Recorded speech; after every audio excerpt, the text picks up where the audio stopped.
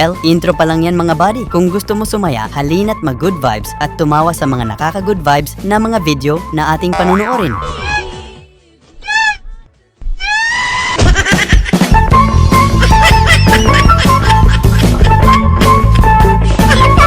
Kumasa si kuya sa challenge. Kapag mabilis niyang naubos, libre na yung pagkain niya. 10 seconds.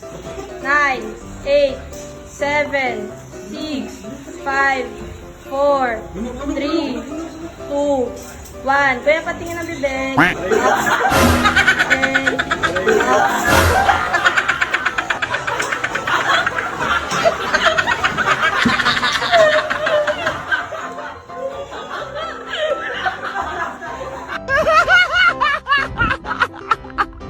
Pinagawa ni Mrs. ang CR at pinatibay ito, sinamantala naman ni kuya na ipamalas ang kanyang lakas.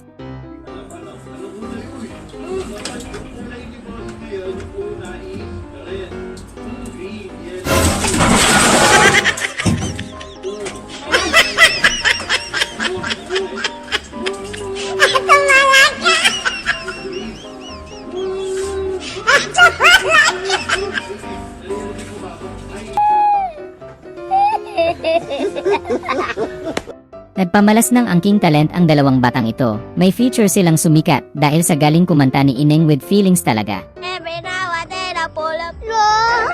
Pretty and now we night. Pretty and now we never. It's the only time.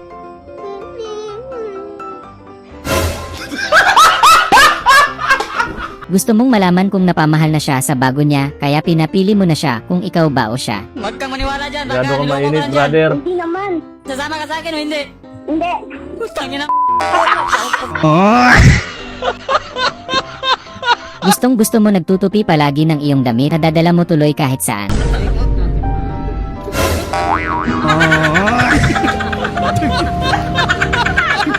Kaloko.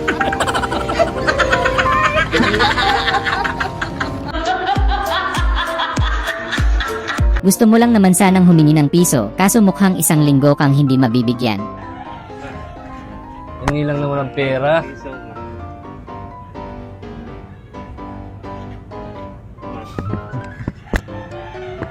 Ang likot kasi, hindi kasi mapakali. Ay, kung piso nga ba?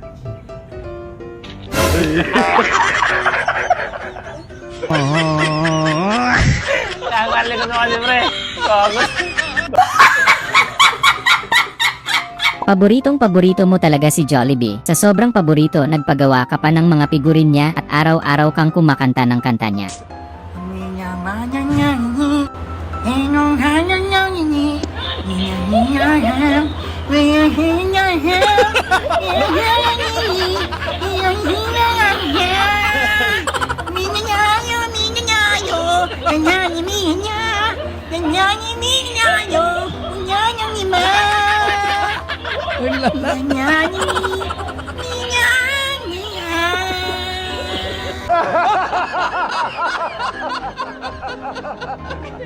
Hindi ka talaga pinapatulog ng mga pusa sa bubong, kaya hindi ka na nakapagtimpi. Ang ingay. Ingi naman ng mga pusang to. Kaya to.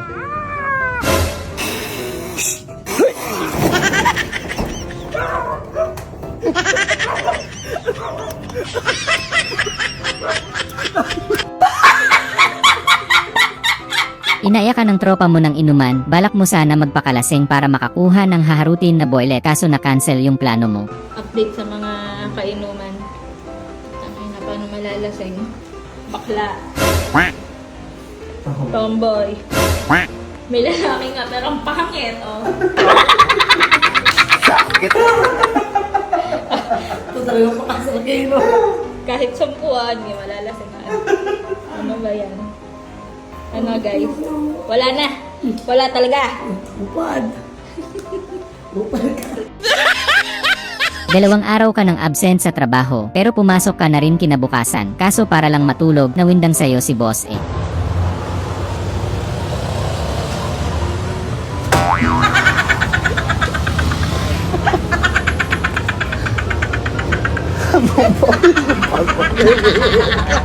Nakatingin si Crush, hindi ka pa marunong, muntik kang mapahiya. Buti na lang tamang pakitang gilas na lang kay Crush.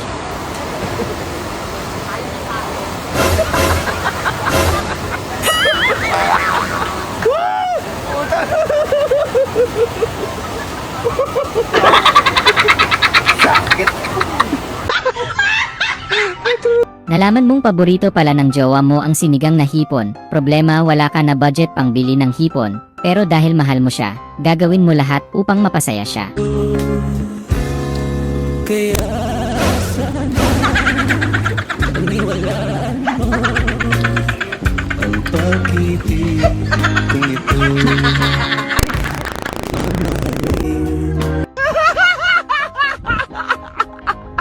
Umuwi ka galing sa work para magpahinga. Paggising mo, nagbebenta na yung apo mo ng espasol. Gawa daw siya malaking espasol.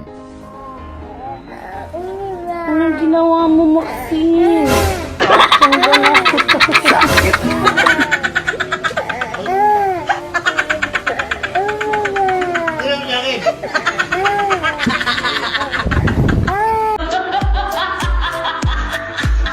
Gustong-gusto mo nang kumain ng cake, kaya nung tinawag na kayo, ikaw kagad na unang pumila, kaso may pasabog pa pala tatay niya.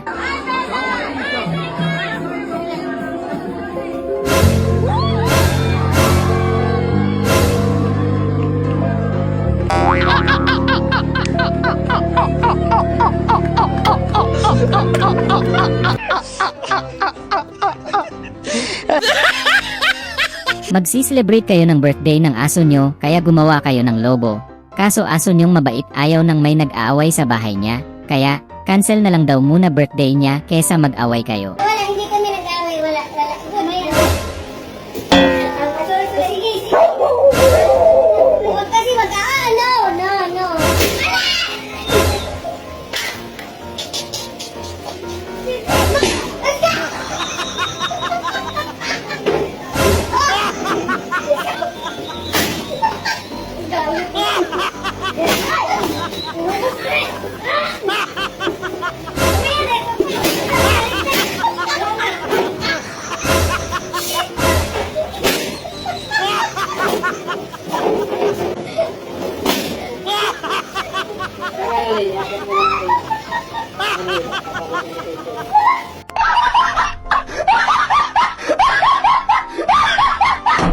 Maghapon ka nang nagtitinda, pero wala pa ding nabili ng bukayo mo. Kaya ano yan? Blouse? Bukayo. Bakit blouse? Umagang-umaga papasok ka ng trabaho. Nakita mo asawa mo, gusto mo lang sanang magpaka-romantic husband.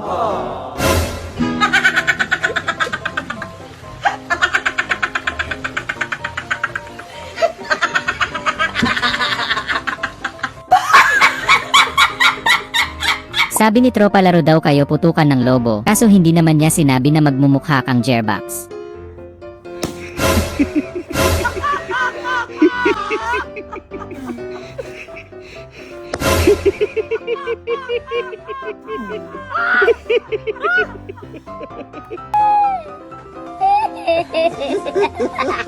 Gusto mong bumili ng lobo, kaso yung gusto mong design nasa bandang pinakadulo. Ay, isa nga pong balon. Ah, sige, alin dito? Yung pinakatuktok. Ah, ganun. Sino patrão? Chama na alta. Caralho.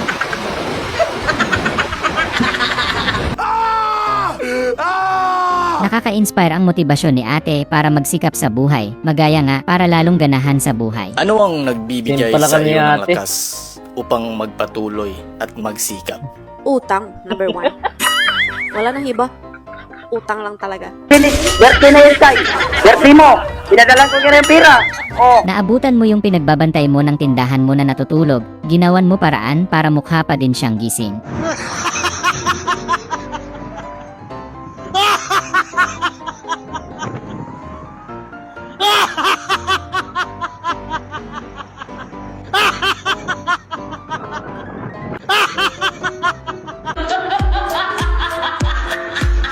Nabangga motor mo, kala ng mga tropa mo bibili ka ng bago, kaso sabi mo pwede pa naman.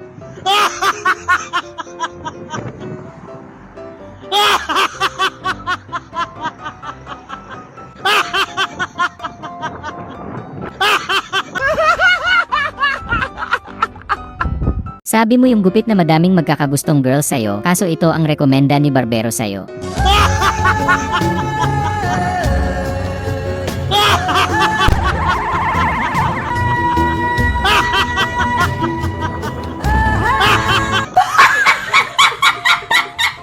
Ang bait talaga ng asawa mo, ipagtatabi ka talaga niya ng ulam, dahil alam niyang pagod na pagod ka galing sa work. Andun sa oven. Saan nakalagay oven? Saan sa oven? Wala naman tayo oven. O, edi wala tayong ulam, wala tayong oven. Gusto ko sinagat yan lahat! Yung may anger issue ka, kaya wala nang gustong makipaglaro sa'yo kasi inuupakan mo kapag di ka nakakashoot.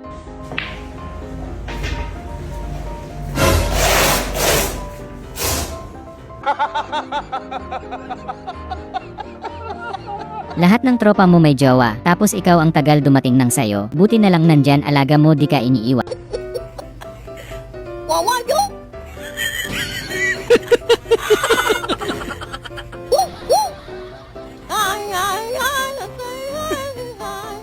Oh, man!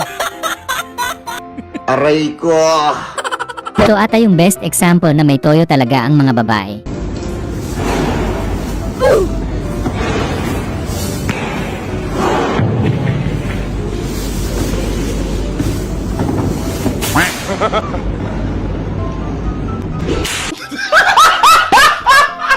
Grabing excited pa man din kayong subukan ang bagong kama nyo.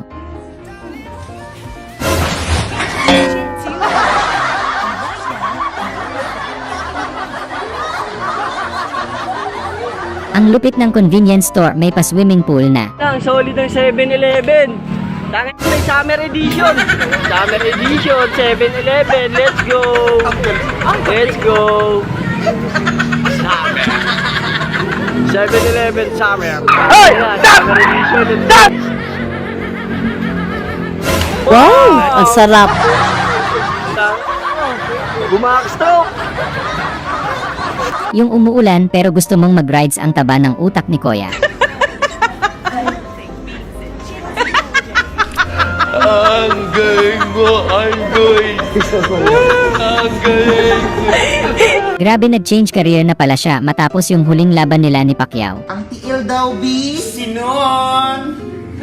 Ang lawat daw, B. Priscilla Merieles! Ang naw. Mayweather!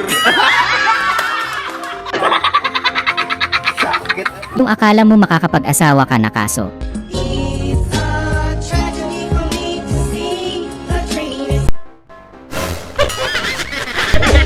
Ang unggoy, minom ng tubig. Yung hingi ka na lang ng tawad mamaya dahil hindi mo na talaga matiis.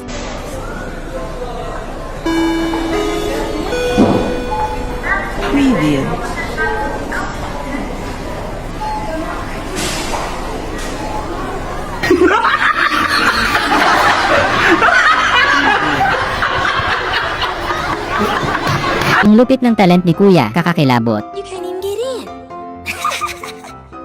Leg out.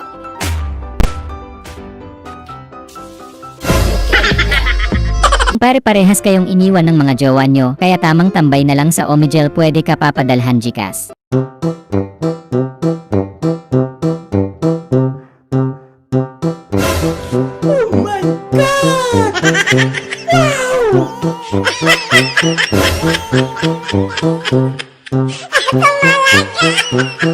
Sorry. Yung nagtataka ka kung bakit kakaiba yung itsura ng face mask na nakita mo sa loob ng kwarto ng kuya mo. Apa? Okay, sumaran na init. Di ba nakakainit? Ano? Di ka betul-betul ha? Simpan itu, simpan ini. Simpan itu dari ano dah? Simpan dari simpan kau na. Oh, masker gila. Oh iyo.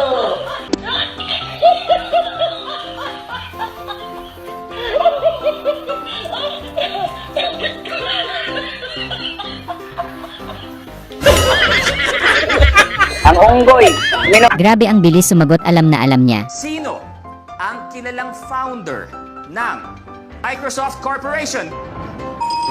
Yobob, ano sagot mo? Hindi ko alam, binilisan ko lang.